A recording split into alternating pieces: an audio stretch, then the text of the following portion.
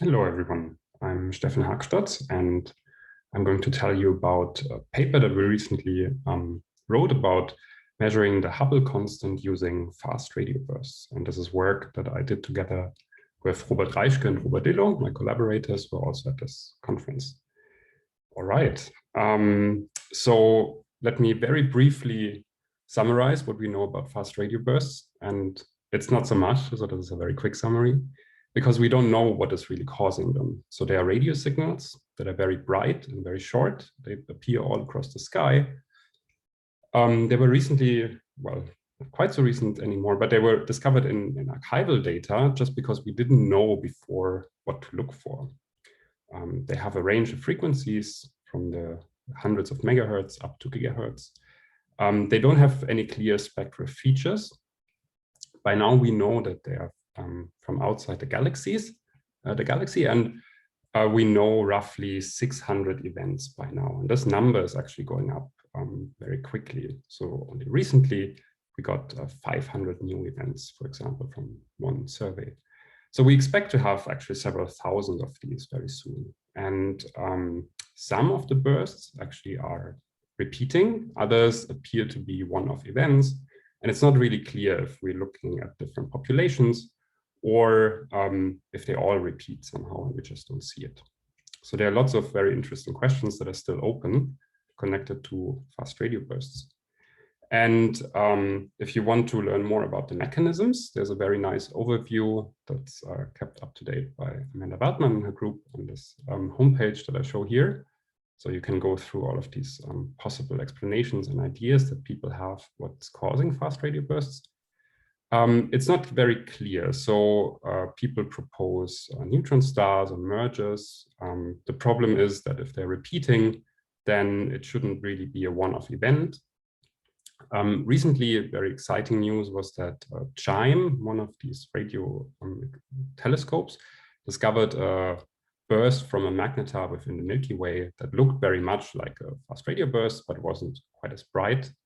So that was a very interesting observation. But very recently, then again, another group found a fast radio burst very nearby from a globular cluster. So there are no young stars there. So again, it's not very clear where they come from, and we have to keep looking. All right, and Abilub thinks it might be aliens. All right, so what else do we know? We know that there are lots of them out there because before we didn't really look for them, and we still found them quite in quite large numbers. So the estimated rates are something like 1,000 of these going off per night all over the sky. And now we have dedicated search programs. So I'm showing here, for example, these CHIME and ASCAP telescopes that are really hunting for fast radio bursts, and they're expected to find many, many more. All right, so how do these events look like if you distribute them over the sky? This is what we knew only a couple of weeks ago. This was the state of the art, all FRB events, kind of roughly 100. For some of them that I show now in green, we actually managed to identify the host galaxy. So for those, we are sure that they are from galaxies, and we know actually their redshift. And as I said before, very recently, CHIME published their first catalog of new FRB sources, and it's shown here. So you can see that this field is really changing fast, and this new catalog alone really put out many more sources than we had before. So this is very exciting times to work on fast radio bursts.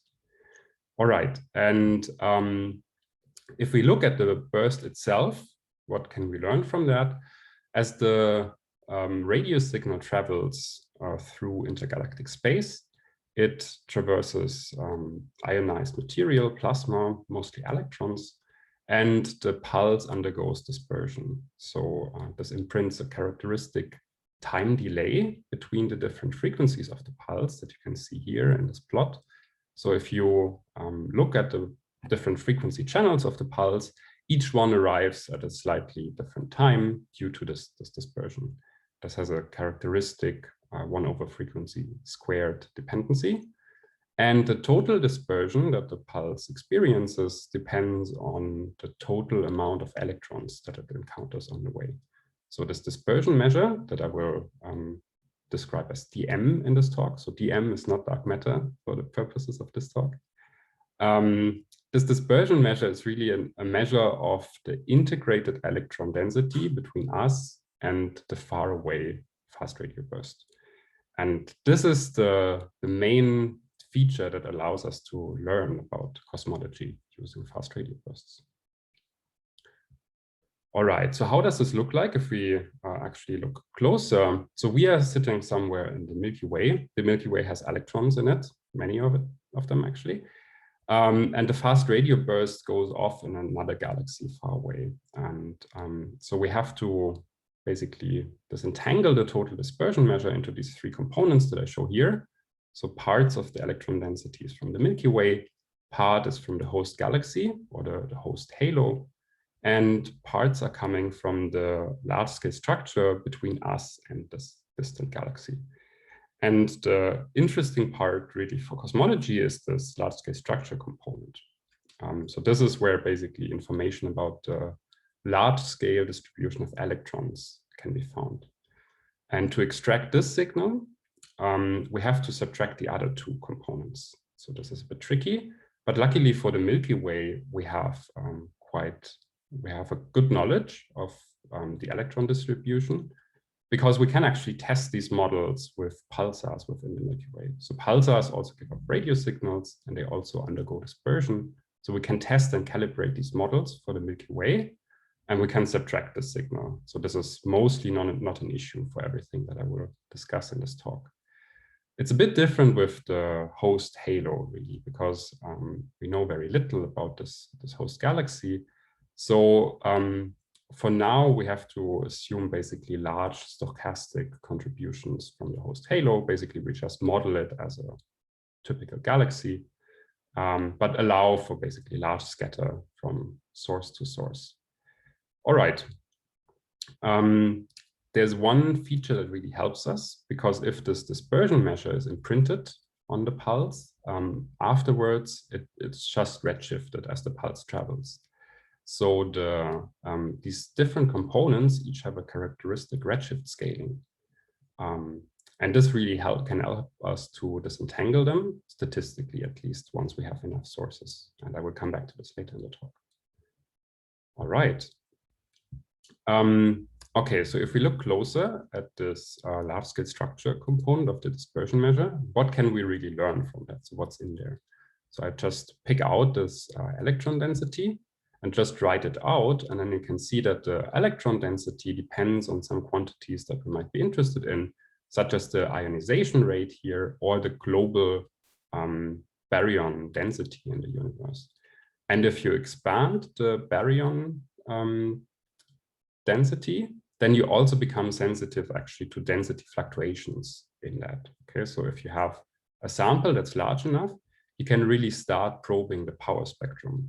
So this is not quite possible with what we have now, but it's very interesting to keep this in mind. Okay, so we can learn about the density field with large samples.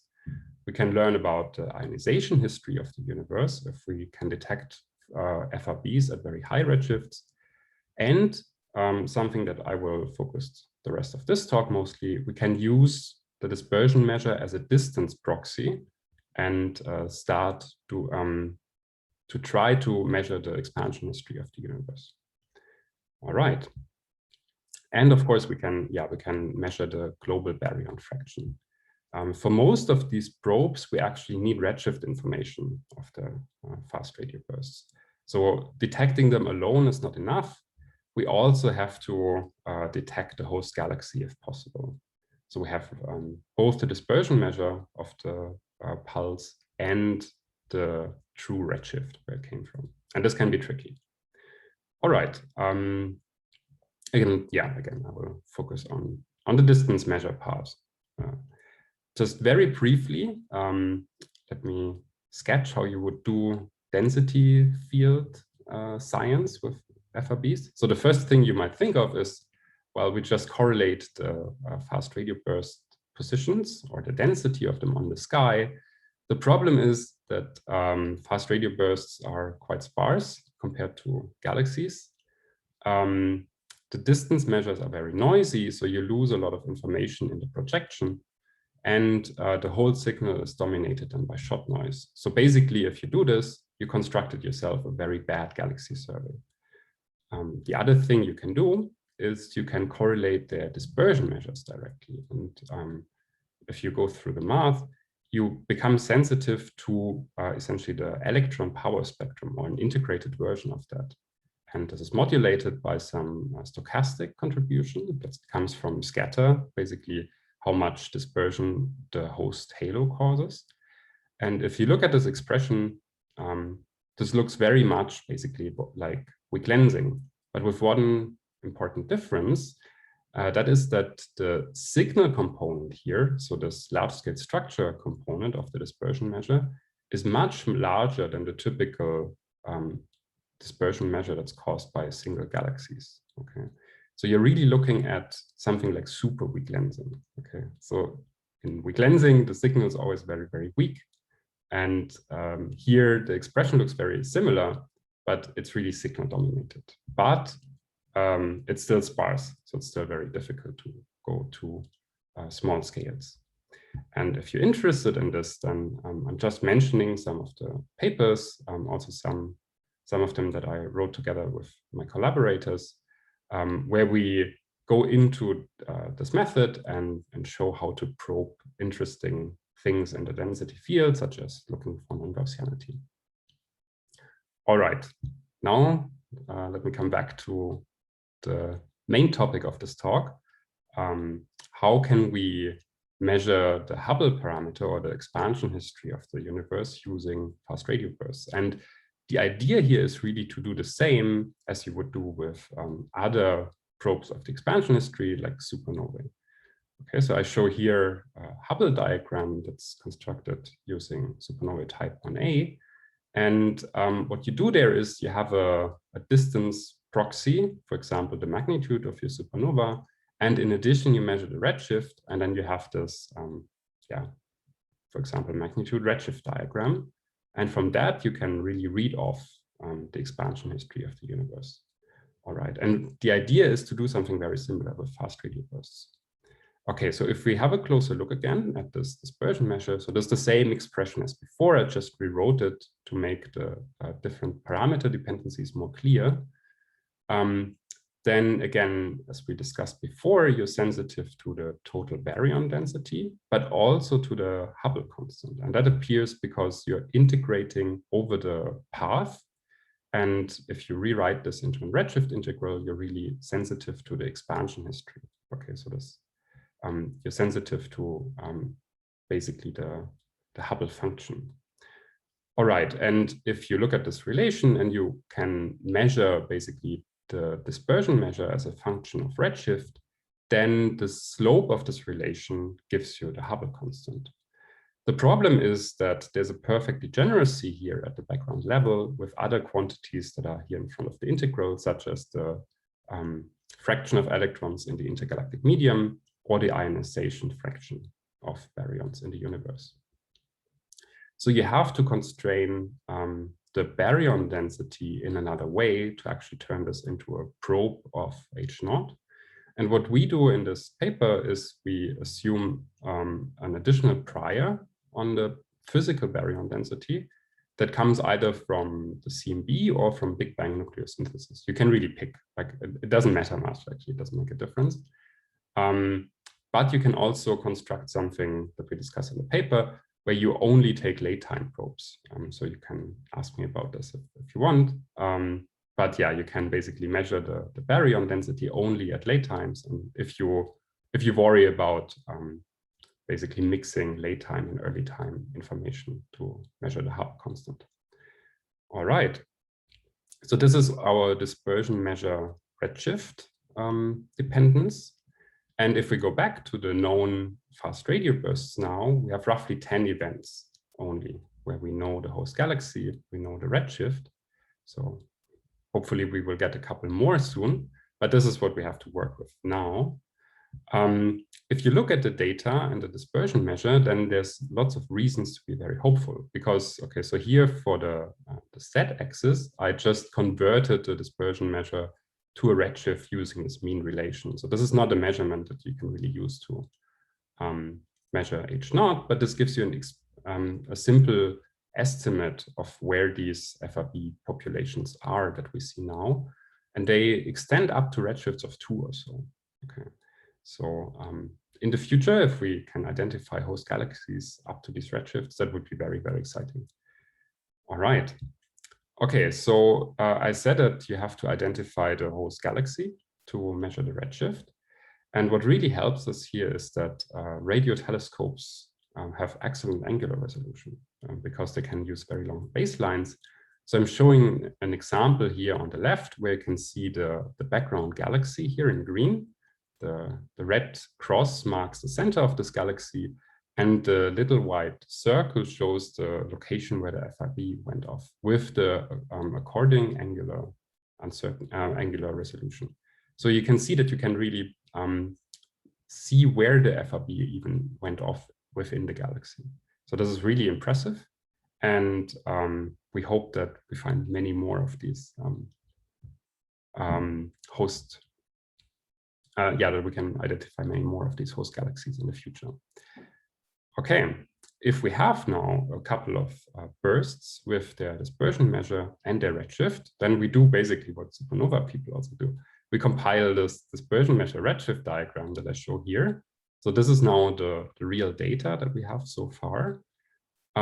We make a distinction here because not all of the bursts or all of the host identifications are equally reliable. Okay, so we split the total data that we have now into something that we call a gold sample and some optional data points that we include. You can see that they are not very far off from this relation, but there's large uncertainty connected to them. And from this relation, really, you can then directly measure H0 in the way that I explained before. And this is what you get out. Okay, so here are the individual constraints of all the fast radio bursts in our sample, and they're all statistically in agreement. So you can combine them to get this joint H0 measurement that I show here. I also compare it to the values that you get from either CMB measurements or local supernova measurements, this shoes line here. And you can see that fast radio bursts are not quite strong enough yet to tell us which one of these measurements is correct, if that's even the right question to ask. Okay, and the problem is just that we don't have enough so far. Okay, and we have large uncertainties that I talked about before, connected, for example, with the uncertainty in the host dispersion measure contributions. So how many fast radio bursts do we need to really say something interesting? And so in this plot, I just extrapolate the error bars. And with a sample of a couple of hundred fast radio bursts, you really can do precision measurements of the Hubble parameter. Okay, and with these larger samples, the very nice thing is that you can also relax many of the assumptions that you have to make for smaller samples. So I talked about how we can disentangle these different contributions to the dispersion measure statistically. And with large samples, we can absolutely do this in a self-consistent way. So if we have something like 500 events with corresponding redshift information, then we can at the same time fit for the host dispersion measure, the Hubble parameter, and even the expansion history in forms of omega matter, as shown in this plot. Okay, and this is a sample that hopefully we can actually get to very soon.